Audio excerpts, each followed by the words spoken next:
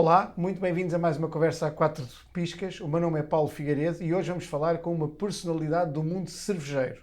Alguém que tem mais de 30 anos de experiência no setor, um líder e um comunicador nato e alguém que nos vai falar de histórias muito interessantes como a história da Sagres e outros segredos deste universo. Nuno Pinto Magalhães, muito bem-vindo, muito obrigado pela sua disponibilidade. Obrigado eu pelo A vosso ideia é convite. termos aqui uma conversa sobre automóveis e não só. E se calhar começar a fazer uma pergunta que é 30 anos de história de central de cervejas, tenho de certeza, acho que podíamos estar aqui de certeza um dia inteiro a conversar sobre esse percurso e toda a história, que no fundo também já lá vamos um bocadinho, não só sobre marcas, mas se tivesse que me realçar um episódio que claramente o marcou desse percurso, qual é que escolheria? Olha, são 47 anos de cervejas. Impressionante, não é? Eu próprio não acredito. Não me sinto nada com esta idade. Mas 47 a trabalhar na Central de Cerveja. Eu tenho tantos episódios para ressaltar, mas para mim o mais importante e aquele que mais marcaram são as pessoas. São aquelas pessoas com quem eu passei. Trabalhei com 18 CEOs, portanto reportei a 18 CEOs, todas as nacionalidades. Colombianos, sul-africanos, agora holandeses, ingleses, empresa pública, empresa privada, tanto a multiplicidade de situações que passei, mas aquilo que mais me marcou e aquilo que mais saudades que eu tenho é das pessoas. Aquelas pessoas com quem eu trabalhei que já não estão lá, claro, por alguma razão, que me ensinaram muito, aquilo que se deve fazer e aquilo que não se deve fazer. Aliás, eu acho que a minha passagem pela empresa é exatamente foi uma escola de formação. Obviamente tinha a formação de base, daquilo que aprendi em casa, com a minha família, também o que eu depois aprendi na universidade e na escola, mas essencialmente foi aquela empresa que me formou. Eu várias vezes tive para sair da empresa, mas nunca saí porque percorri as áreas todas. E cada vez que ia para uma área nova é como se fosse uma empresa nova. É um desafio novo, claro. É um desafio novo. Portanto, percorri todas as áreas, com exceção de duas. A área financeira e a área da produção. Tudo o resto, fui responsável de todas as outras áreas. Recursos humanos, marketing, vendas, exportação, logística. Eu só tenho a agradecer às pessoas que cruzaram na minha vida porque me ajudaram a ter esta rica experiência que me satisfaz. E eu adoro trabalhar naquela empresa, gosto imenso daquela empresa e até digo que a cerveja corre-me nas veias. Muito bem, então, e sendo uma pessoa que já teve esses desafios e gosta de desafios, nós temos aqui um pequeno desafio para lhe fazer, que é, vamos descobrir qual é o seu perfil de condutor. Deve ser péssimo. De todo certo. É um pé. Mas é um conjunto de 4 perguntas muito rápidas, que depois nos vão indicar qual é o seu perfil de condutor, porque no piscapisca.pt depois indica para esse perfil de condutor que carros é que seriam adequados, digamos assim, a esse perfil. Portanto, Nuno, Vamos a isso. Vamos a isso. Então, quando procura um carro, é porque precisa para o dia-a-dia ou porque gosta muito de conduzir? Eu utilizo o carro como utilitário. Muito bem. E costumo utilizar para fazer poucos quilómetros por dia ou país de les a les? Bom, eu hoje que estou confinado há um ano, utilizo o carro o menos possível. Ando muito a pé. Muito a pé. Até porque vivo no centro de Lisboa e só utilizo o carro quando é necessário. Ok. Mas hoje em dia até estou a pensar, tenho o problema das garagens e arrumar o carro. Eu acho que até o carro devia ser só utilizar o carro quando necessitasse. Apostar até noutras formas Noutras e só formas. quando é estritamente Exatamente, necessário. é nesse sentido. Muito bem. E quando é de carro, é quase sempre sozinho ou um lugar a mais dava jeito? Não, mas geralmente ando sempre sozinho. Muito bem. E leva sempre pouca coisa ou sempre muita coisa consigo? Muito pouca coisa. Muito pouca coisa. Muito bem.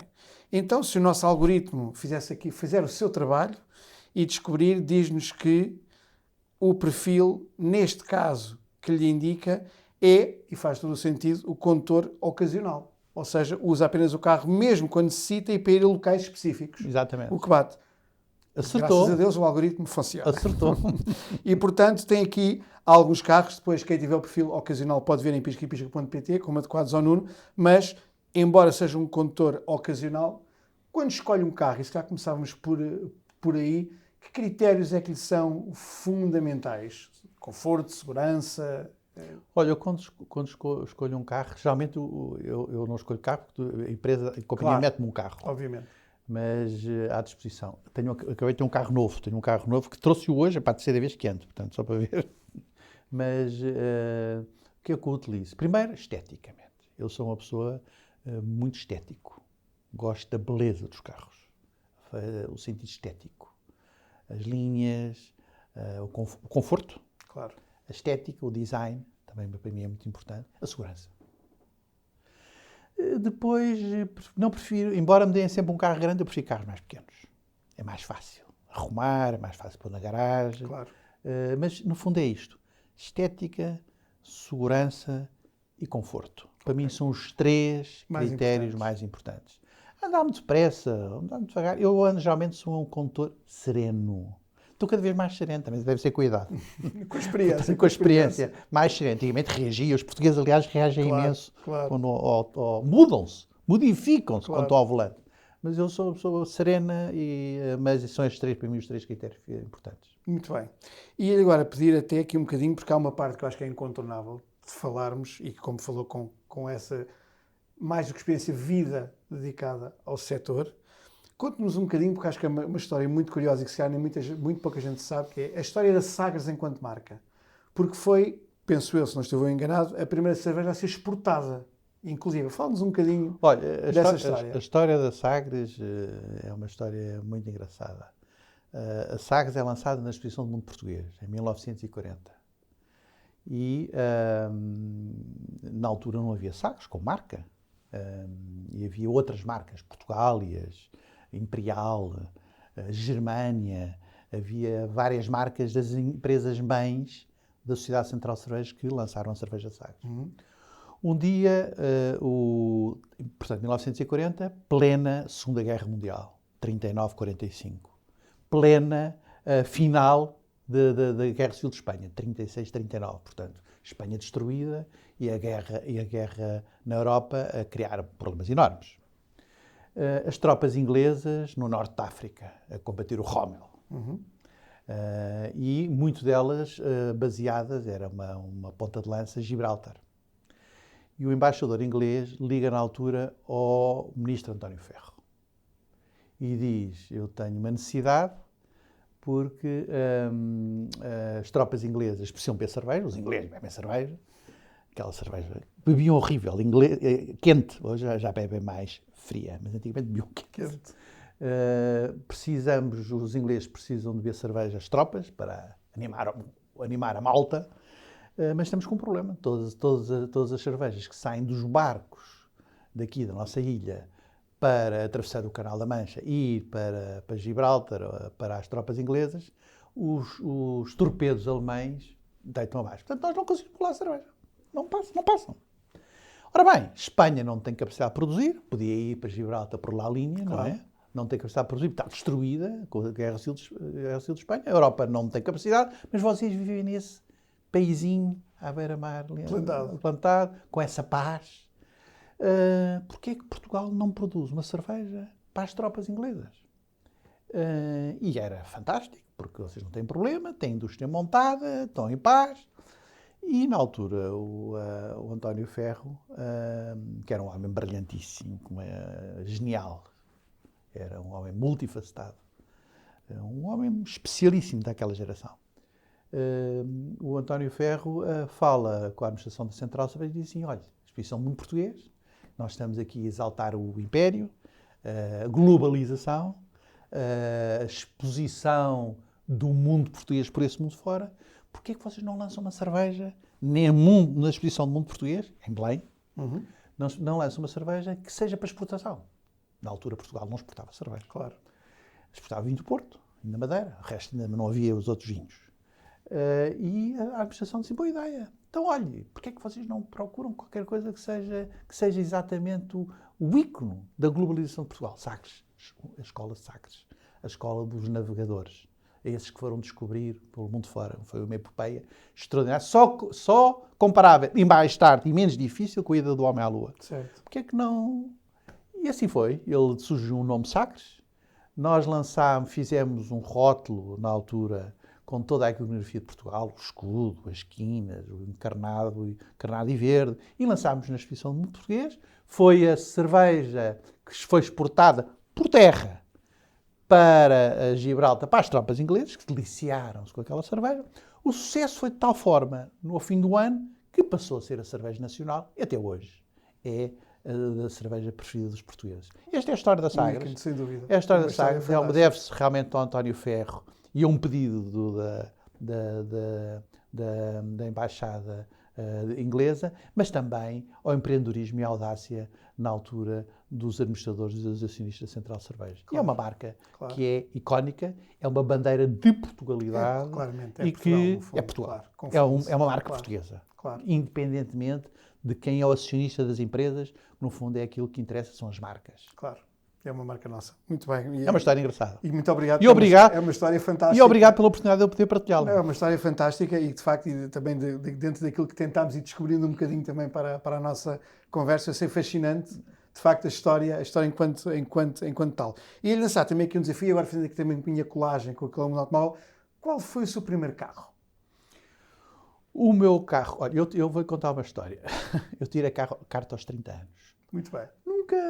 Nunca guiei. Ia sempre para o escritório ou de autocarro, ou de táxi, ou a pé. Eu vivia na Estrela, na altura o meu escritório era na Almirante Reis, onde eu comecei a trabalhar. Ia para a faculdade de Direito, onde eu tirava o meu curso à noite, estudava e trabalhava, mas também ia, ou com amigos, na altura, nos anos 75, 76, 77. Mas parte do meu ordenado era pago em quilómetros, na altura. E eu perdi uma data de massa. Perdia porque não tinha carro. Não fazia quilómetros, claro. Não podia receber. Portanto, não podia receber parte desse vencimento, que era substancial, na altura, não podia receber porque não tinha carro. E disse, isto é uma tontaria, estou a perder uma data de dinheiro que não me podem pagar porque não tenho forma de receber, por não ter carro. Porque não era preciso ser quilómetros, na altura era assim. O que interessava é ter carro e apresentava quilómetros. Claro. Era um fringe benefit. Na altura era possível, hoje não é.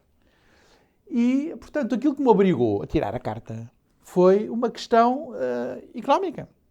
E assim tirei aos 30 anos, passei à primeira. Lembro perfeitamente que a primeira vez que peguei num carro que era comprei um Fiat Uno.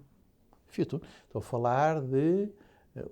Aos 30 anos tive os meus primeiros filhos e tirei a carta. Não escrevi um livro, escrevi mais de um livro, mas já plantei uma árvore. Feito. Mas lembro perfeitamente que a primeira vez que peguei no carro, cheio, com algum temor na altura, foi para aí na véspera de Natal, fui ao aeroporto buscar uma árvore de Natal, vinha dos Estados Unidos. Lembro perfeitamente disto. Mas foi um Fiat Uno, foi o meu primeiro carro e aos 30 anos tirei a carta. Muito bem, muito bem. Um carro utilitário, e era um carro que eu precisava. Claro, para a altura cumpria perfeitamente função. Portanto, isso foi para aí 78, 79, à volta. Muito bem. Gosta e chegou a fazer grandes viagens de carro, a ter assim algum tipo... Era algo, ou seja, sempre o encarou um bocadinho como, lá está, o transporte de A para B, ou tinha o gosto de fazer viagens longas de carro, ir até pela Europa... Nunca fiz grandes viagens de carro. O mais longe que fui foi aos Alpes, portanto, de carro. E fui aos Castelos do Loire, também em França. Mas o máximo que fiz. Mas sempre com muito tempo, de passeio, ficando naqueles hotéis de caminho, com qualidade, e procurando bons restaurantes, vendo monumentos, absorvendo a cultura local, é um bocadinho como utilizo, a tal perspectiva utilitária. Claro. Sim, porque no fundo é a componente, mas da experiência mais global. Mas para mim, continuo a dizer, a questão estética é muito importante. Para mim, ter o carro limpo é uma coisa importantíssima. Não consigo andar em carros sujos. Nem por dentro, nem por um carro tem que estar impecável. Para mim, o carro tem que estar limpíssimo.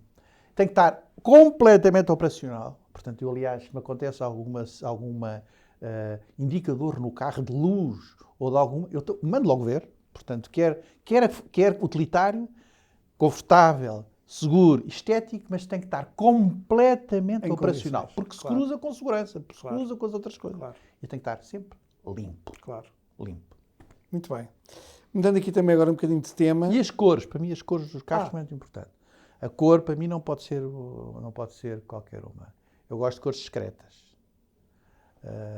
Geralmente dão-me carros pretos, mas eu gosto de cores discretas, gosto de cores não sejam muito berrantes. Claro, calmas. Calmas, suaves. Suaves. Muito bem. Serenas. Serenas. Muito bem, muito bem. Também pelo que pude descobrir um pouco até também para a nossa conversa, sei que também tem um gosto, pelo que eu percebi, e se estiver correto, esperando que sim, por coisas antigas. Fala-nos um bocadinho dessa paixão. Bom, isso de facto é a minha paixão pessoal, não é? Portanto, eu gosto muito de arte. E quando falo em coisas antigas, sim, coisas antigas, mas eu gosto de tudo aquilo que é bonito. Estética. Tudo que é bonito. Tudo que seja arte e que me diga qualquer coisa aos meus sentidos estéticos, eu gosto. Pode ser coisas modernas. Pode ser design moderno. Tem que ser para mim que eu considero bonito com os meus padrões. Não, mas fui antiquário durante alguns anos, 2 vezes. Tive um antiquário durante 9 anos e depois, mais recentemente, durante 3. Sempre no mesmo sítio, no meio de Lisboa. Eu nunca digo que sou um colecionador, porque acho que é muito presunçoso. Sou um amontoador de coisas. Continuo a comprar e a vender, hoje em dia em leilões. Se me perguntar exatamente o que é que eu gosto mais, é por fases. Fui evoluindo. Comecei por loiças, depois por faianças, depois por móveis, depois por pratas, depois como isto também não é elástico, claro, os fundos não são esgotáveis, vou vendendo para comprar, para melhorar o meu acervo de amontoado de coisas. Hoje tenho uma coleção grande de miniaturas, retratos de miniatura, que é uma coisa que se começou a fazer no século XVIII e acabou antes da fotografia. Tenho 400 e tal dessas miniaturas. Deve ser talvez o maior amontoador português. Sou um verdadeiro apaixonado pela arte. Portanto, vou muito nos museus, estou muito hoje em dia online a ver tudo o que se passa em leilões online. Tento saber um bocadinho mais, porque nunca se sabe tudo. Claro. Sobre aquilo que mais gosto e que o meu conhecimento na altura, que era muito generalista, está cada vez mais focado e tentar ser um bocadinho mais profundo. Mas, de facto, é uma verdadeira paixão. E é interessante dizer, porque claramente não é só pelo ter o objeto em si, mas, no fundo, também perceber o contexto, a história, o caminho que ele faz e a razão, não é? Sim, é exatamente isso. Para mim, o que me dá mais gozo nas peças é, na maioria delas, a história que está por trás. Não só a história das peças em si, mas também a experiência que eu tive para comprá-la, ou para encontrá-la, ou para descobrir aquilo que era. Tem histórias inacreditáveis, coisas que compro por ser uma coisa e depois são outras. Que depois vou abrir a moldura e está escrito qualquer coisa no verso. E que depois verifico que a pessoa que é pintada, que eu pensava que era uma filha do rei Dom João VI. Quer dizer, tenho histórias descobertas extraordinárias. Claro. Mas isto, geralmente os meus irmãos às vezes até dizem: tu tens imensa sorte, descobres imensas coisas. Eu só descubro porque compro. Claro. Porque procuro-as. Porque quem está sentado e não arrisca, como se dizer, não acontece nada. Dá muito trabalho, não é? Exatamente, dá muito trabalho. Tem-se andar à procura dela, não é? Claro. Pode estar sentado e à espera que caia. Claro. Isso às vezes acontece, mas muito raramente. Claro. Anda atrás desse assunto. Portanto, mas é exatamente aquilo que é a história. E depois perceber como foram feitas, que materiais foram usados. E depois procuro restaurar. Aliás, vim daqui, fui buscar umas peças que tenho ali no carro que acabaram de ser restauradas. Portanto, tenho esta intimidade com os restauradores, com os conservadores, com peças do museu. Acabei de comprar uma peça recentemente que houve um palácio português que, no momento em que soube que eu quis comprar, ligou-me a perguntar se eu queria vender. Histórias engraçadas. Não vendo, para já. Mas há histórias deste género. Portanto, podemos um dia ter outra conversa só sobre esse tema, porque quando temos material, para falarmos muito tempo. Muito bem. Queria também fazer uma pergunta, porque acho que é importante, que era, voltando aqui um bocadinho à parte empresarial e ao grupo, até porque tem a comunicação institucional, e passando agora esta fase de pandemia, qual é que acha que são os desafios que a empresa irá enfrentar ou enfrenta neste contexto que arrisco a dizer que é novo um bocadinho para todos nós? O desafio, primeiro, nós, a maioria nós trabalhamos o back-office, as pessoas da área que não são do front-end, trabalham na fábrica. E por trabalhar na fábrica, no sentido de salvaguardar as pessoas da fábrica, estão todas em casa. Portanto, nós temos cerca de 300 e tal colaboradores em casa. A direção toda está em casa. Para quê? Para proteger os colaboradores da fábrica que continuam a trabalhar. Claro. Portanto, neste momento temos a fábrica a funcionar, temos os comerciais na rua, agora todos, porque o Horeca abriu, e temos também a distribuição. Os grandes desafios é como é que, primeiro, como é que nós conseguimos apoiar e como é que temos vindo a apoiar e como é que temos vindo fortalecendo a relação com os nossos clientes que apanharam uma situação muito complicada, nomeadamente os clientes do canal Horeca. Claro. Mas mais do que os clientes do canal Horeca, os clientes do mercado noturno que ainda não abriram, há um ano que estão fechados, bem como os clientes, os nossos parceiros de eventos. Os nossos parceiros de eventos estão parados. Claro. Portanto, para além da resiliência que todo este setor tem tido, temos que ver como é que os podemos apoiar e fortalecer essa relação. Claro que há sinais ao fundo do túnel, mas ainda há um grande caminho para lá chegar. Mas isto não nos para a nossa inovação, o nosso lançamento de novos produtos, o reajustamento das estruturas que é preciso ter no sentido de dar respostas, Claro. reorientar investimentos, suspender outros. Portanto, no fundo, manter a resiliência que é preciso ter quando nós tivermos uma quebra grande de vendas, no sentido de que manter a empregabilidade daqueles que lá trabalham em casa e de procurar olhar. Mas aquilo que foi mais engraçado, aquilo que mudou o paradigma da companhia, é toda esta imprevisibilidade da situação que nos leva um bocadinho a navegar à vista. Claro. Todo aquele planeamento que nós tínhamos, o planeamento que se fazia, já nem estou a falar do planeamento dos anos 80, os quinquenais, já nem estou a falar disso. O planeamento tínhamos anual. Sim, claro. Hoje o planeamento ciclos, o normal funcionamento do mercado, não é? Há um mês, pois, claro. há semana. Claro. Nós estamos a navegar à vista porque nunca sabemos o que é que pode acontecer e isto mostra que, para além dos portugueses e nós próprios temos todos a capacidade de adaptação.